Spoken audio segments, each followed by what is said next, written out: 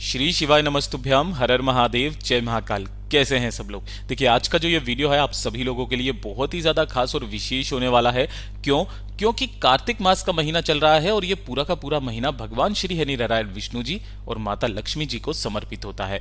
कोई सा भी दिन विशेष इस वजह से बन जाता है क्योंकि उस दिन किया गया एक विशेष कार्य आपकी समस्त मनोकामनाओं की पूर्ति करता है, आपको जीवन में शांति की अनुभूति दिलाता है, आनंद की अनुभूति दिलाता है, यश की प्राप्ति करता है, आपके घर में धन संपदा की वृद्धि करता है। कल है कार्तिक मास की दशमी तिथि का दिन और दशमी तिथि के दिन एक विशेष उपाय करने के लिए पूज्य गुरुजी ने हमेशा कहा है कि कार्तिक मास की दशमी तिथि जब भी आ जाए ना, उस दिन इस छोटे से उपाय को कीजिएगा। और कल कार्तिक मास की आखिरी दशमी तिथि है, फिर इसके बाद में आपको मौका अगली बार ही मिलेगा। यही वाला उपाय मैंने पिछली दशमी तिथि को भी बताया था, आपको इस वाली दशमी तिथि को भी इस उपाय को करना ही करना होगा। आपकी जो भी मनोकामना होगी, बड़ी से बड़ी मनोकामना, बड़ी से बड़े रोग, बड़ी से बड़ी इच्छाएं इस कार्तिक मास की दशमी तिथि के दिन पूरी होती है। मात्र आपको छोटा सा उपाय, तुलसी की डंडी के दीपक वाला जो उपाय है वो ध्यान से समझ करके करना, थोड़ा सा अलग तरीके से पूज्य गुरुजी ने बताया है। आपकी समस्त मनोकामनाएं पूरी जरूर होगी।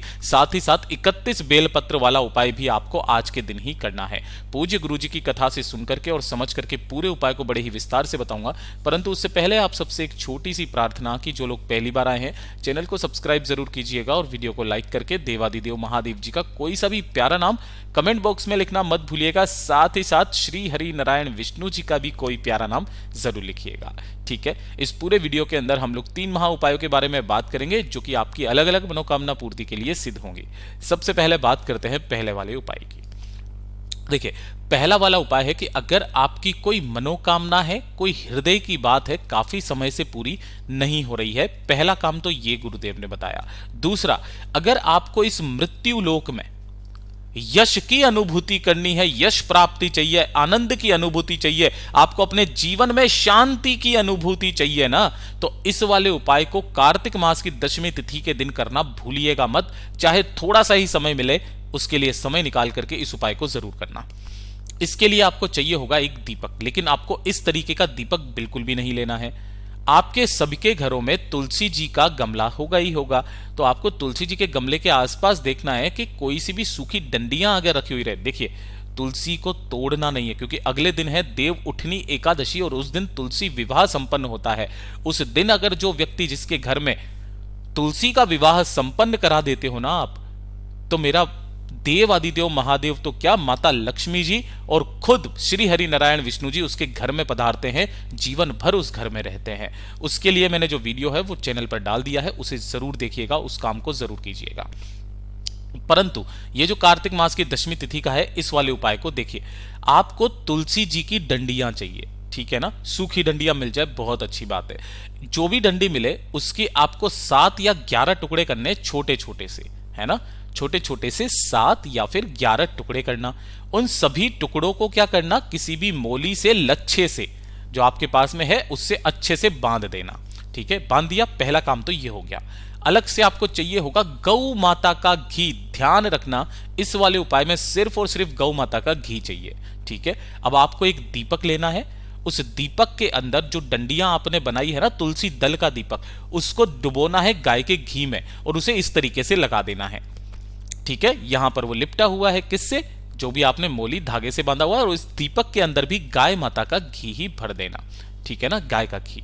अब आपके घर में जो भी भगवान श्री हरि नारायण विष्णु जी का स्वरूप हो, लड्डू गोपाल जी हैं या फिर आपके घर में सत्यनारायण जी की मूर्ति है या फिर कोई तस्वीर है, जो भी श्री राम जी की हो, जो भी श्री हरि नारायण विष्णु जी का स्वरूप है ना, आपको कार्तिक मास की दशमी तिथि के दिन उस तुलसी दल के दीपक से इनका पूजन करना है। देखिए, कार्तिक मास में दीपदान का तो महत्व है ही है, लेकिन साथ ही साथ जो सबसे बड़ा दीप का महत्व है ना, वो है तुलसी दल का दीप। और इसके एक दिन बाद में देवउठनी एकादशी है, जब भगवान श्री हरि नारायण विष्णु जी अपनी शयन मुद्रा में से जागेंगे। सबसे पहले वो जिनके दर्शन करते हैं वो है माता लक्ष्मी जी। और उससे पहले पड़ने वाली कार्तिक मास की दशमी तिथि के दिन जो व्यक्ति इस उपाय को कर लेता है ना, उसके सारी समस्त मनोकामनाएं पूरी होती है, मृत्युलोक में यश की प्राप्ति होती है, शांति की अनुभूति होती है, आनंद की अनुभूति होती है। पूज्य गुरुजी ने बहुत जोर करके इस वाले उपाय को करने के लिए कहा, तो जरूर कीजिएगा। बात करते हैं दूसरे वाले उपाय की। देखिए, दूसरा वाला उपाय, अगर आपके परिवार में कोई व्यक्ति है जो कि गुस्सा बहुत ज्यादा करता है, चिड़चिड़ा बहुत ज्यादा है, चाहे आपका पति, चाहे आपका बच्चा, परिवार में कोई भी, चाहे आपकी बेटी बेटा, कोई भी बहुत ज्यादा गुस्सा करता है, चिड़चिड़ा करता है, गलत रास्ते पर जा चुका है, कुछ ऐसे कार्य करता है जो उसे नहीं करने चाहिए, अपशब्द बोलता है, तो उसके लिए आपको एक छोटा सा उपाय कार्तिक मास की दशमी तिथि के दिन जरूर करना चाहिए। आपको इसके लिए चाहिए होंगे बेलपत्र। कितने? गिन करके 31 बेलपत्र आपको लेने हैं, ये ले लोगे। उसके पश्चात आपको चाहिए होंगे चावल के दाने। ये भी कितने? 31 चावल के दाने। ध्यान रखना, बेलपत्र कहीं से खंडित नहीं होने चाहिए, साथ ही साथ चावल के दाने कहीं से खंडित नहीं होने चाहिए, अक्षत होने चाहिए, इसीलिए इन्हें अक्षत कहा जाता है। ठीक है। 1 लोटा शुद्ध जल लेना। जल जो लोगे, आपको अपने घर से, जिस कलश में से आप जल पीते हैं उसी में से आपको जल लेना है, घड़ा, मटकी जो भी हो। ठीक है। और चले जाना शिवालय, शिवलिंग के पास। सुबह से लेकर शाम तक किसी भी समय चले जाना। उत्तर दिशा, नॉर्थ डायरेक्शन की तरफ मुंह करके आपको खड़े हो जाना है। ठीक है। इस उपाय को करने का एक खास नियम है, तरीका है, उसी तरीके से आपको करना है। सबसे पहले 1 लोटा शुद्ध जल यहां पर समर्पित करना है। ओम नमः शिवाय, श्री शिवाय नमस्तुभ्यं का स्मरण करते हुए परिवार का कोई भी व्यक्ति इस उपाय को कर सकता है, उस गुस्सेल व्यक्ति के लिए। तो आप जिसके लिए भी इस उपाय को कर रहे हो ना, जो गुस्सा करता है, चिड़चिड़ा है, गलत रास्ते पर जा चुका है, उसका नाम और गोत्र बोलना कामना करके, और 1 लोटा शुद्ध जल देवादिदेव महादेव जी को समर्पित करना। किन महादेव जी के नाम से? श्रम्भेश्वर महादेव के नाम से। शंभेश्वर महादेव जी के नाम से समर्पित करना। अब जो आपके पास में 31 बेलपत्र और 31 चावल हैं, देखिए क्या करना है। 1 बेलपत्र लेना है, सबसे पहले उठाना है। उसके पश्चात जो आपने 1 चावल का दाना है उसे लेना है, और जो बीच वाली पत्ती है, ये चिकनी वाली पत्ती, चिकनी साइड पर, यहां पर उस चावल के दाने को रख करके, और आपको इस जगह से पकड़ के इस बेलपत्र को शिवलिंग पर उल्टा समर्पित करना है कि चावल का दाना नीचे चला जाए। ठीक है। या फिर आप पहले ऐसा कर दीजिए, 1 चावल का दाना चढ़ा दें और उसके बाद में उसके ऊपर 1 बेलपत्र रख दें। बेलपत्र को रखने का तरीका जो होगा वो कुछ इस तरीके से होगा कि डंडी जो रहेगी वो जलाधारी की तरफ रहेगी और बड़ी वाली पत्ती आपके तरफ रहेगी, चावल का दाना नीचे की ओर रहेगा। फिर 1 चावल का दाना, फिर 1 बेलपत्र, फिर 1 चावल का दाना, फिर 1 बेलपत्र, यानी कि 1 बेलपत्र के साथ 1 चावल का दाना। उस व्यक्ति का नाम और गोत्र बोल करके श्रम्भेश्वर महादेव जी के नाम से जो व्यक्ति समर्पित कर देता है ना, मात्र 3 दिनों के अंदर अंदर जो व्यक्ति गुस्सा करता है, चिड़चिड़ा है, काफी ज्यादा परेशानी में है, गलत रास्ते पर जा चुका है ना, उस व्यक्ति के नाम और गोत्र का इतना बड़ा असर है महाराज कि वो सही रास्ते पर आ जाता है। पूज्य गुरु जी का बहुत अद्भुत और अचूक उपाय है। वो बिल्कुल गुस्सा छोड़ देता है, चिड़चिड़ापन छोड़ देता है। बहुत अद्भुत उपाय, जरूर कीजिएगा।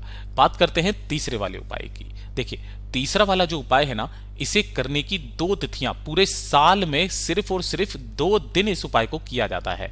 एक होता है कार्तिक मास की दशमी तिथि, जो कि कल है, ठीक है ना, और दूसरा जो काम है ये किया जाता है सावन की दशमी तिथि को।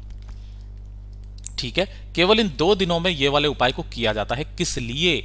आपके घर में अपार धन संपदा की वृद्धि के लिए, अपार धन संपदा की वृद्धि के लिए इस उपाय को किया जाता है। ध्यान से सुनिएगा, इसके लिए आपको करना क्या है।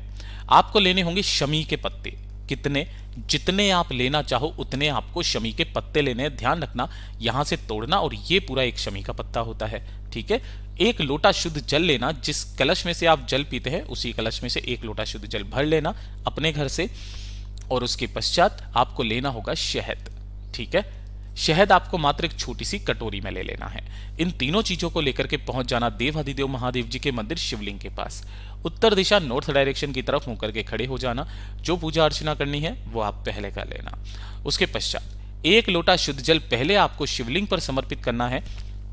ओम नमः शिवाय, श्री शिवाय नमस्तुभ्यं पंचाक्षरी मंत्र या षडाक्षरी मंत्र का स्मरण करते हुए उसके पश्चात 2 मिनट वहां पर बैठना, महादेव जी का स्मरण करना, शिवलिंग को अच्छे से साफ कर देना, पोंछ देना।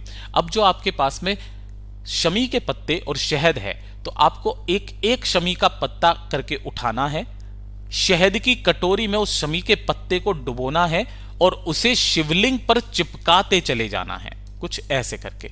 फिर दूसरा शमी का पत्ता, उसे ऐसे करके चिपका देना। ओम नमः शिवाय मंत्र का आप संपूर्ण समय पर इस वाले मंत्र का स्मरण करते रहेंगे।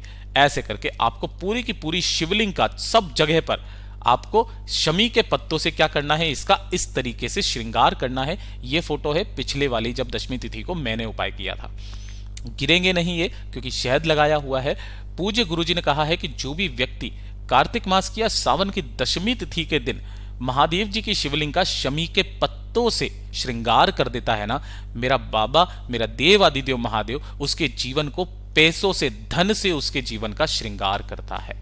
पूज्य गुरुजी के ये सभी उपाय बहुत ही ज्यादा खास और अद्भुत है, जरूर कीजिएगा। साथ ही साथ आप एक शमी के पत्ते का महत्वता तो जानते ही होंगे। जब उन्हें रघुवंशियों को कुबेर जी को सोने की मुद्राएं देनी थी, तब उन्होंने शमी के पत्तों को सोने का बना दिया था, और एक शमी का पत्ता 14 करोड़ सोने की मुद्राओं के बराबर होता है। अगर वीडियो पसंद आया हो तो लाइक जरूर करना, साथ ही साथ चैनल को सब्सक्राइब जरूर कीजिएगा। मैं आपसे मिलता हूं अगले वीडियो में, तब तक के लिए ओम नमः शिवाय, जय महाकाल, जय शिव शंकर, श्री शिवाय नमस्तुभ्याम।